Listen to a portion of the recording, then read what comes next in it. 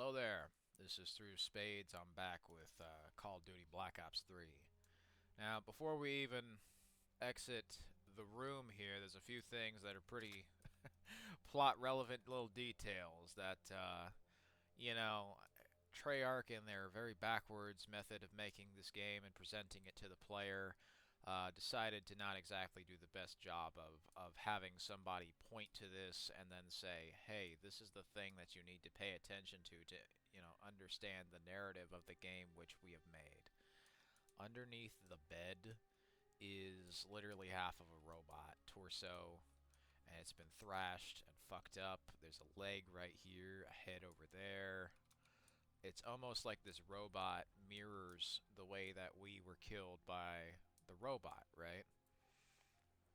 So at this point in the story, after the first two missions, what seems to have happened is the first mission is, I don't know 100%, but I'm willing to say it's more likely thanks to um, the presence of that brain that was right next to the door, and they did linger on that for a second. It's like, the character was deciding, wait a minute, should I look away or should I look at it? Why is it that they would have the cinematography of the first cutscene looking at a brain that happened to appear next to the door? Unless, of course, the record after the fact, right? Or the record before it, right? And then Corvus is looking at that shit and he's like, oh shit, this is not reality. This is me seeing this person's last moments before they're dying, and then, Corvus is born in the mind of this person or whatever, perhaps. I don't know. But that's not to say that Corvus couldn't be dormant, right? Because they've written in many different explanations for this kind of shit, so it's all over the place. In the second mission, they're constantly setting up who these characters are and how how they will die. They explain in great detail how they will die. Hall is this person who teaches you how to interface with other people with DNI, but doing so will leave them dead. And how does she die? That's exactly how she dies. You interface with her DNI, it kills her. Diaz says, he shows you how to control drones, and that hooking into a hive mind, your brain would be toast. How does he die? He hooks into a hive mind, his brain is toast. And Moretti, he shows you the weapons and a lot of the experimental tech that you'll be using with the abilities. And how's he die? Well, not from an experimental ability or weapon, a simple kick, and then he gets impaled on a spike. So every single character dies in an ironic way. How does Taylor die in this game? Well, he's kind of stoic and calm and reserved. He's the calm in the storm of all of this chaos throughout the world of Black Ops 3. How does he die? He's literally wrestling, screaming at the top of his lungs, constantly panicked, and fighting with the Grim Reaper Corvus. They all die in the ways that they had said they didn't want to be in that way, and they exactly go for it, which is kind of the at times sort of stupid nature of this story, where it's kind of simple, but most people who didn't understand the story just weren't paying attention to it. Like, if you listen to what they say, it makes sense, but as well as that, there's just little environmental details, and they constantly are telling you to use your environment, look around, use your imagination. Some events are half real, half imagined. Use your eyes, use your brain, use your heart. People didn't. But there is a lot of decent enough detail throughout most of this, even if it's for the most part, kind of just like a beefed up Xbox 360 game. And they even have old Black Ops 2 here in the frame. They have all these robot parts, dismembered hands, a destroyed head, all these circuit boards. It's like, this mirrors the same way that we got fucked up in Mission 1 over yonder, right? So for the sake of this, since this is the flashback, I'm going to go undercover. There we go, just... Well, actually, not undercover. I'm going to do... Yeah, actually, I'm going to do undercover. Because I got the hands. There's a few helmets I could be wearing, but I ain't gonna. So, off we go through the jars of nails and other images of, at times, unfinished and pre-alpha lorem ipsum and other things. Yeah, it's kind of interesting. They do have a lot of lorem ipsum text. Top two up there, lorem ipsum. Then the rest of these are actually from just screenshots of the siege of Shanghai before it even happens, and all this other shit. So off we go. Hey, Hendricks. Where are we again? Singapore. One of my favorite places. Apart from all the ones I actually like. We've got an appointment with our new LNO inside the quarantine zone. Oh, yeah. This is a CIA op. This is their safe house. Glad you remember. I hope you also remember how I feel about the CIA watching over our every move. They're always watching, Hendricks. You should know that. I think you're just getting grumpier with age. So over here in the corner, a radio starts playing. Findings fail to point to a definitive cause of the accident. I am not here to comment on conspiracy theories and rumors of corporate negligence or industrial espionage. Though the cause of the disaster may never be known, we must honor the memory of all those who perished or suffered in the aftermath of this terrible tragedy.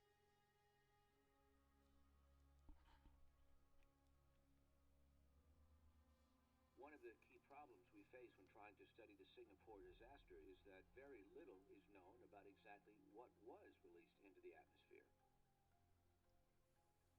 In the chaos of the failed evacuation attempts, the building of the quarantine zone wall, the havoc wrought by the annual superstorms, the rise of criminal organizations, these factors prevented any independent analysis of the site. What we do know for sure is that the release of a cocktail of chemical toxins caused the deaths of over 300,000 people, a toll that would have doubtless been higher had the prevailing winds been pushing inland.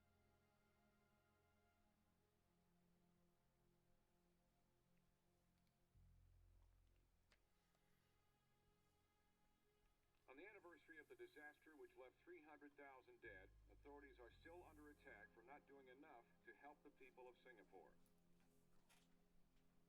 Despite the many efforts to regain control of the quarantine zone, the area remains a largely lawless, no-go area to this day.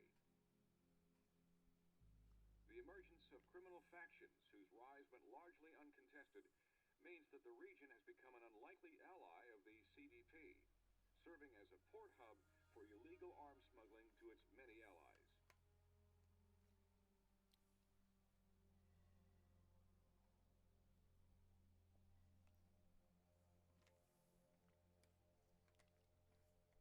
So this is this radio announcer. This was a cut thing from Black Ops 4's campaign, where they would have like the news and a reputation mechanic, where like the more your faction did terrible shit, the less, favor they would have.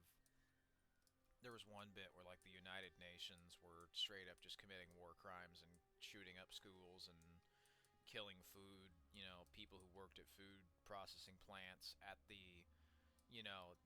like directly going against targeting military bases and only going for civilian places. Like the World United Nations was the name of the faction, and the Free People's Army were the people opposing them, and there was a lot of this emphasis on propaganda. And it was something that like throughout this was only just mentioned once or twice, with like radios talking about what you're doing, and like, oh, we're not going to comment on the chemicals that were released, and we're not going to say anything about like us sending troops to this area. The irony is, we're literally troops going to that area, and we don't do a good job at stopping the data leaks. We don't do a good job at keeping all of this shit hush hush, now do we? Exactly. And, throughout this, you can see all kinds of more environmental details of, excuse me, your character's X-ray and brain scans and all of this, information. Use your brain, use your heart, use your eyes. And this code with the security database, as well as the eye and the cameras and the combat immersion, straight up just having shit that was reused from the alpha of the game, even though it no longer exists in that some places. It's mostly just a few robot designs there, but yeah, the 800-pound gorilla in the room, and I'm not talking about Hendrix, is cut content. Obviously, I think a lot of people are about as interested in cut content with this game as they are with fucking Half-Life 2. So, with cut content in this game, I think a lot of people were able to successfully come to the conclusion that this game was once open world, and the open world stuff was cut about like halfway through development, and there's a lot of screenshots and evidence of like old Windows 7 and I guess at times even Vista of how they had intended to have this game be an open world, and when that fell through, inevitably it caused a big stir up in Treyarch, and it caused a big stir up throughout just most of what they were doing. And thanks to that, it was a very, very like heartbreaking process for them. So since they weren't able to make the game they wanted, they instead made a sort of hit piece on the next gen consoles, and why they thought they weren't particularly good. And that's the game of that would kind of became of Black Ops 3. And ultimately, throughout this, they warn about the very things that a lot of people do on the internet as well, which is, corporate overreach, economic, and environmental pollution. A lot of businessmen in suits putting their hands in the soup, as a lot of the video essays would say, rewriting history, a lot of 1984 thought control shit. I'm sure the video essay channels would have loved this if they weren't so busy fighting each other and ripping each other's, throats out, dividing themselves over small nuances of video games that nobody fucking plays anymore. It was really, I think, mostly just throughout this game. They did a lot of the same shit as Metal Gear Solid 5, and there were a few channels who had pieced together, like, Silent Hills and, like, how that was, getting around NDA, but there were other companies who were doing that shit, too. They put little Easter eggs and other little things throughout their games, and they tend to sort of talk about problems they have, and they project those things into their games, which some amount of that is healthy, but often in recent times it's become a rather unhealthy thing. A lot of games now, they kind of resemble this haphazardly assorted pile of crap on a table with a bunch of flies buzzing around it and a lamp on it, as opposed to the rather pristine thing they were before. And this game often is about the dangers of digital fascism and next-gen technology becoming so selfish, self-absorbent, and as a lot of people have kind of come to the realization, using a lot of satanic imagery and the damage behind leaving your soul to rot and not taking care of yourself, not taking care of others, not taking care of the world around you. The theme of Black Ops 3 is not to get so self-obsessed and caught up with all this new tech that you forget to take care of yourself. You forget to take care of your family. You forget to take care of your friends, or your environment around you. Because look at this. This looks like a fucking mess. You see all this shit. All this dude's interests are just haphazardly thrown on a fucking table. There's still lit cigar or lit cigarette in an ashtray.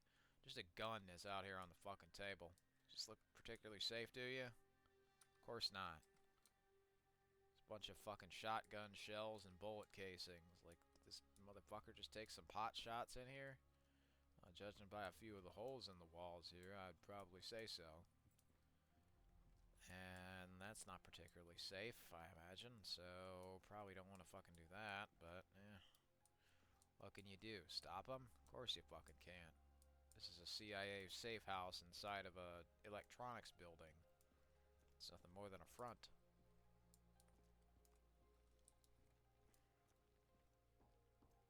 And throughout this, you see more of the brain scan since your character is, dying in the hospital.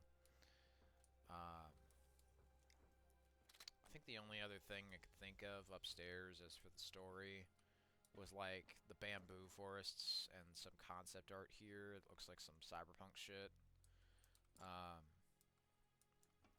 There was a few things. There's like this robot angel thing, and that's a constant thing that pops up with the wings and angels and birds. This might be a little more like a crow, robot crow even. I don't know. I think there may be multiple interpretations to this image, but I'm not. A lot of this shit, I couldn't tell you the finer intricacies of, just the basics. I guess that's more of the blood. This is probably just some more mountains and shit.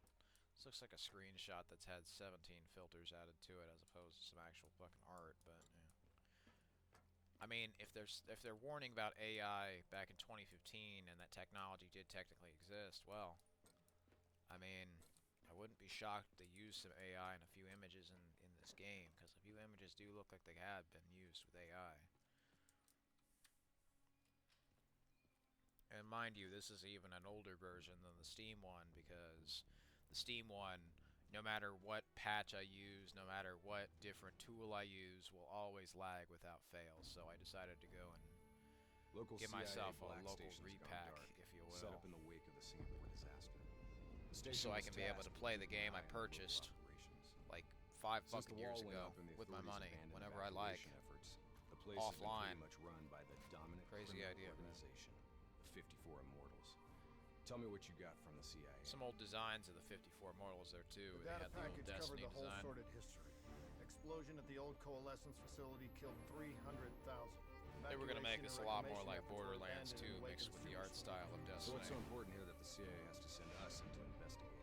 The Immortals have known links to the CDP and its allies, weapons and tech smuggling mostly. No wonder the CIA are worried. Oh, of course. There's a bit with the candy bar. I think what they were trying to insinuate was that, like, since they enjoyed making zombies the most, it tasted more like heaven compared to making this campaign they didn't have as much fun with, which is why they constantly bitch and complain throughout it, you know?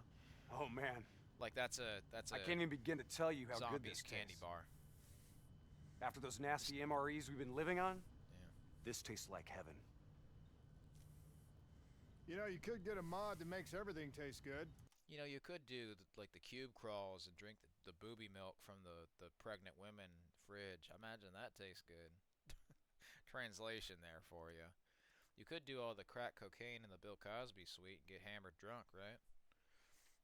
Ah, well, if I was wasted all the time, I'd never get any real work done. If I did that, I'd never get to appreciate the real thing. Not fucking around, are we? All right, this is as far as we go.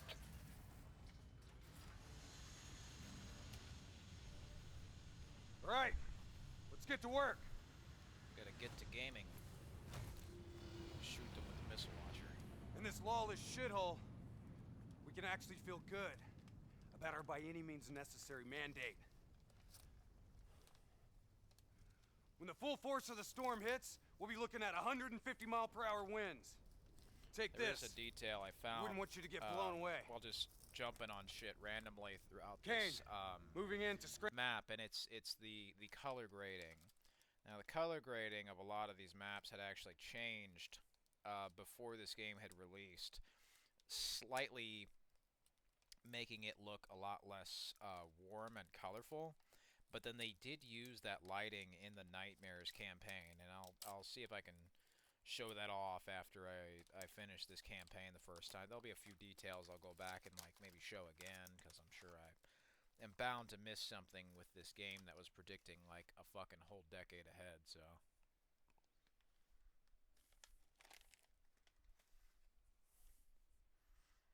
The 54 Immortals communication it. systems. Copy that, Hendricks. Afraid I'm gonna need you to make a pit stop along the way. The Immortals have already breached the Black Station. They're prepping a shipment for transport at the docks. Why would the Immortals attack a shantytown? Well, they must have had something that they Also, wanted. If sensitive materials fall into the hands of the CDP, little it could details. prove extremely damaging to the and Winslow this Accord. is just this is the little things I liked was the world building We're awaiting of confirmation on a drone strike, games but I need you to move to was intercept. really great. We have to be 100% sure. Understood. and We're on our way. you know, it's likely that there's some good environmental like story building. Fuck no, what I'm saying. There's some really good world building and storytelling. I think especially throughout this game, Ghosts, Advanced Warfare, Infinite Warfare as well. And what I like is these kids who had made drawings. It's likely that they had tried to escape the storms, but you can see little drawings of like the fish and the flooding going over the trees and the sun, people, getting launched into the sky, or they had, walked away, or maybe this guy has a gun, like they walked away, his dad, this kid is crying, and the mom is happy, but the dad is not. He's got a gun. That's a gun. So, other bits of world building. And it's that kind of like Spec Ops: The Line. I think some people had mentioned how there were like, drawings of disturbing shit in that. Well, there's drawings of disturbing shit in this. Like there's people who've left their homes, people who tried to sail away on a boat, but there's others who have been thrown in the ocean there. And crows all around, especially. You notice this is the birds, the crows. And they start coming in more and more. There's a few dragons here as well. The dragons seem happy enough, but not so much these. I don't know. There seems to be something off with that, especially when you look at the, whole world around us. This doesn't seem like it exactly had the happiest of endings, now did it? Quarantine zone.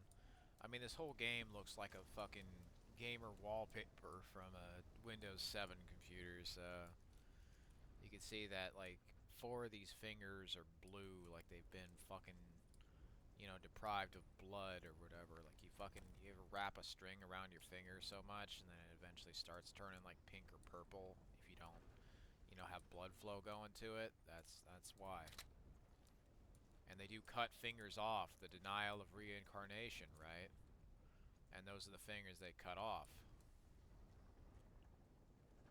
So, as well as that, there's a few pictures up here of like the sky and I guess the mountains, the frozen forest again. So,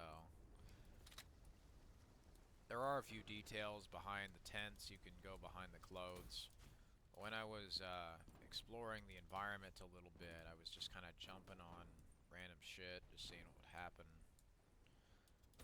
There was this thing where I'd jump on a fire truck and I'd boost up, and suddenly, why would the lighting turn yellow? That's weird. Why has it been artificially, seemingly like tinted blue?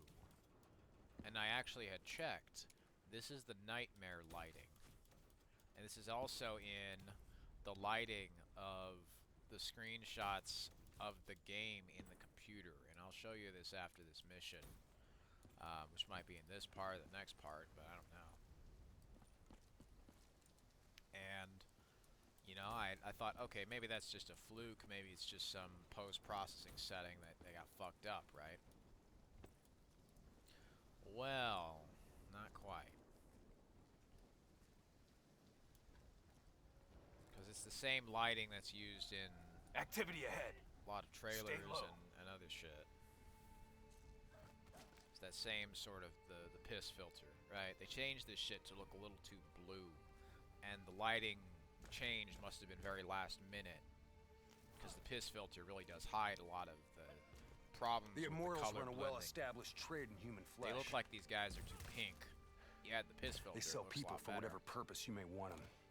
That's why they attacked the shantytown. What are they strapping to his neck? The collar makes sure they can't get away. Gorbis don't know what a slave collar is, so he asks.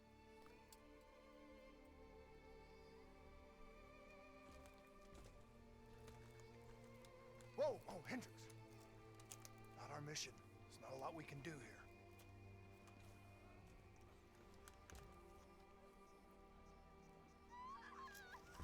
There's that conflict of interest, you know. It's not a mission priority. Oh, but they're still people, damn it. See, that conflict with Taylor had popped up a fair few times, even before the DNI.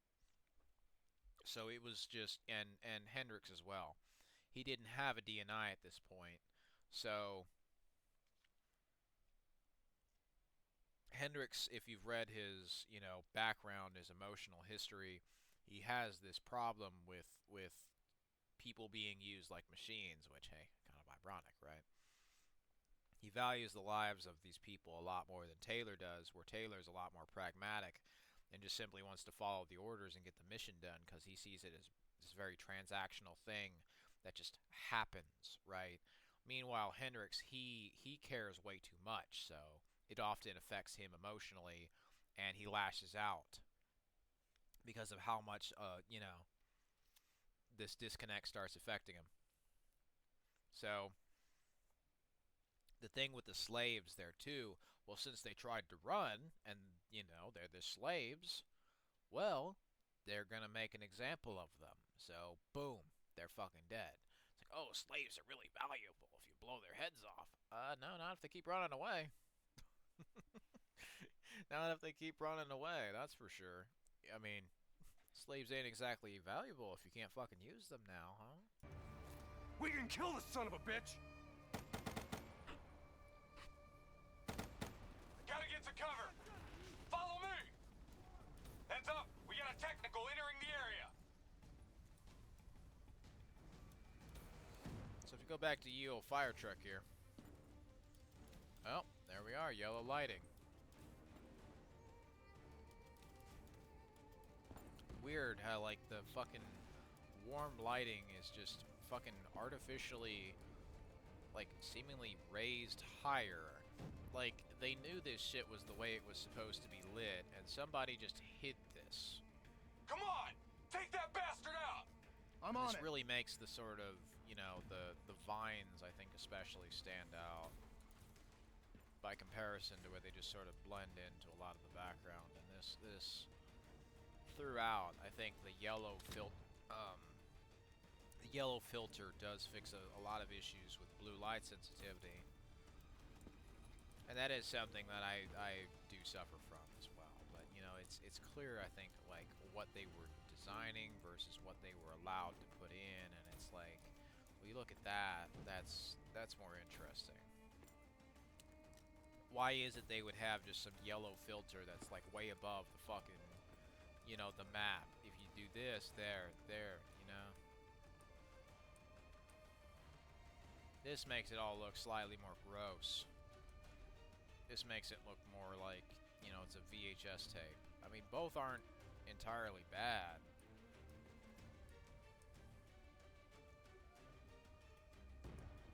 Arguably, there's better emphasis on the shading of the gun using the blue lighting.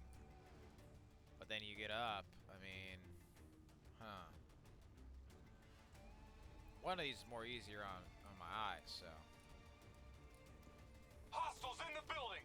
Third floor! More easy on my eyes, I should say.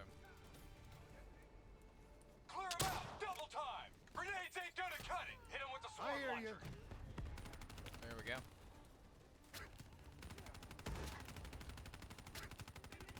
Shoot this motherfucker with a light machine gun multiple times.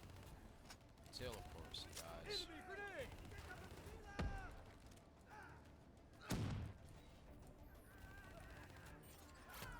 Goodbye.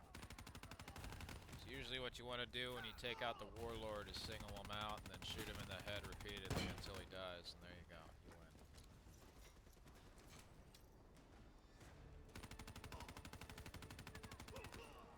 Goodbye.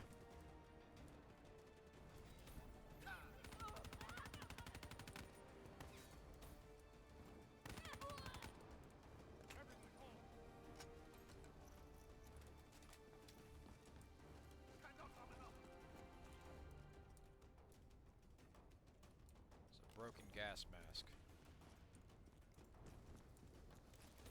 Not that it exactly seemed to help them that much. Wind's picking up. Use the bolt driver. Superstorm's winds are gonna hit harder as we move to higher ground. Get ready to plant that bolt driver and hold the fuck on. There's a turret. But, brace yourself! there's another pretty decent detail over here. Also, it's kind of funny how the storm only affects, like, right there. When, Bolt driver, now! technically, shouldn't it just be fucking everywhere over here? Anyway. Yeah, shoddy set piece design. You can actually get up here at the top, and the fucking lighting will change because, you know, you can jump on a fucking railing and the lighting changes. Because they didn't hide this shit. Use your bolt driver! Does make it a lot easier to fucking see the outlines and the bright, you know, the image is sort of brightened as a result of using this, you know, lighting. So that's the thing, it makes it yellow and brighter. You can actually see the fucking end of the quarantine wall over there. Which, you know, that's kind of neat. Though a lot of it does, unfortunately, start to look kind of like, Playmobil at some point. Which is mostly just due to the problems with, like, this game's level of detail system at, like, 5 feet out from you. The shit just fucking lowers in level of detail significantly to the point where it just does not look convincing thanks to their, you know, system. But yeah, cut lighting like that. And it wasn't even just fucking cut, it was just straight up, like, fucking moved upwards.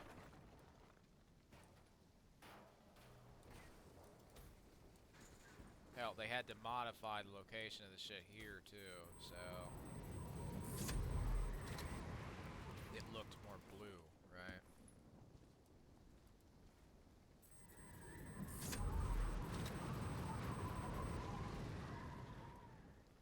And up here.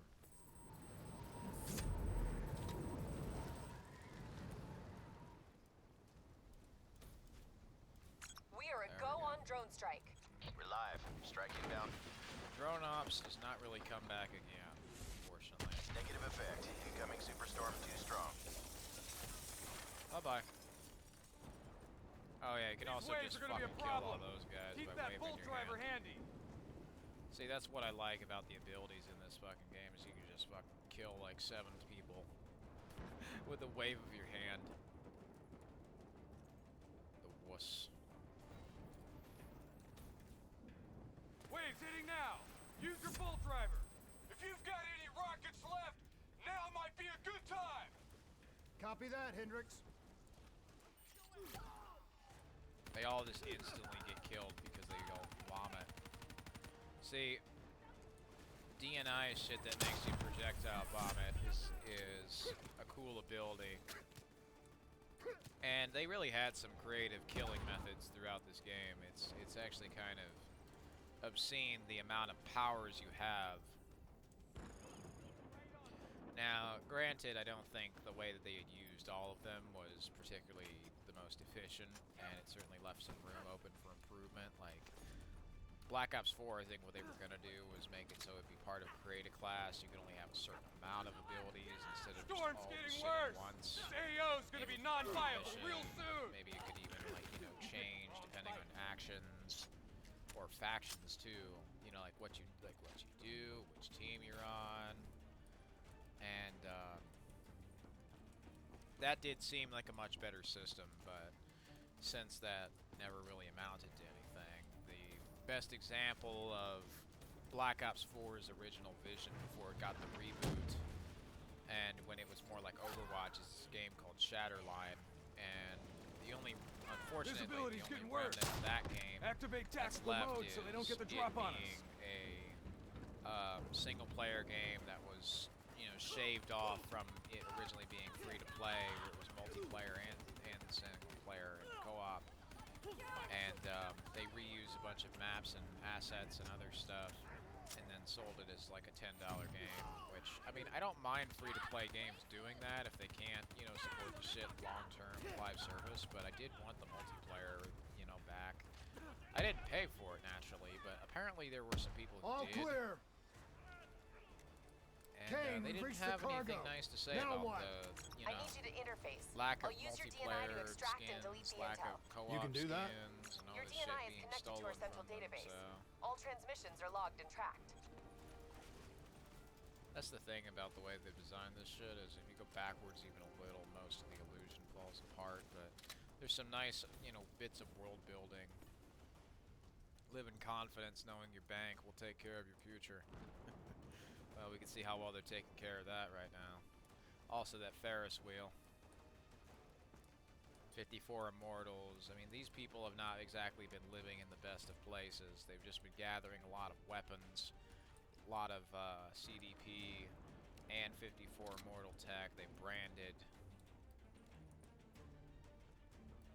They've banded together with just whoever the fuck it was, because Singapore got left behind, and you know, it's little things that added up, and the whole game of this is a lot in that cyberpunk style, that like 1980s neon Blade Runner shit, and so many companies have used this, but without putting any of the heart or the grit or the violence within it. And you know, it's such a shame that Cyberpunk 2077 couldn't just be a game like this, but fucking open world. They sold out and just made such a piece of shit. They had a decent story there at the start and tried to fuck you over afterwards with Keanu. Just because you hire a celebrity don't make it a good game. It was much better when it was broken, because then at least it was funny. That's something, humor. That is something that so many fucking games these days lack. They lack the capacity to be funny in any Files regard. secured and redacted. It's obscene. Storm's getting worse. It's pushing a derelict tanker right toward you. Got it. Thanks, Kane. Can also I'll take the jump upper up deck. top here. You take the lower. And the door Ready? is open. Like in co-op, if you were to straight up just like, you know, breach and then like fucking jump up there, there's a glitch you could use. It's pretty funny. You could fucking get the slow motion to just not be slow-mo, and you'd have your friend run around at normal speed while you're in slow-mo. Storm's about to hit. Hang on. Naturally, you're a walking hard drive. All the data is logged and tracked, as Kane says. Jump to the boat. Go. Go now.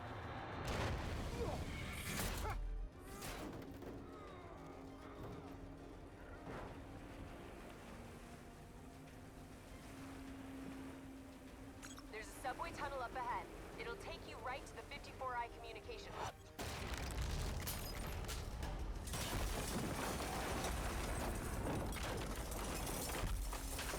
I think this is our stop. Hell yeah. You gotta run there, buddy. But yeah, one thing I like about the way that they've just shown this world off is they don't really portray it as a happy place. They show it as this fucked up, dirty, run down, abandoned place. And I've seen tons of places that are like this. Full of crap everywhere. Absolutely filthy. See, they wanted to do colorful, but they did appropriately make it look like it was fucking war-torn and ravaged. And that's what I like. All of this shit is dirty. You can constantly see the stains and the dramatic lighting throughout all of this. Dirt on your lens here. You can see that people got their banana shirts. There's just all of this shit that's just thrown around. Laundry detergent is taped with fuel. Well, I don't think that fueled very much, now did it? Just all of this that's just concrete, bits, chunks of wood. So many of these fucking new Call of Duty games look absolutely clean.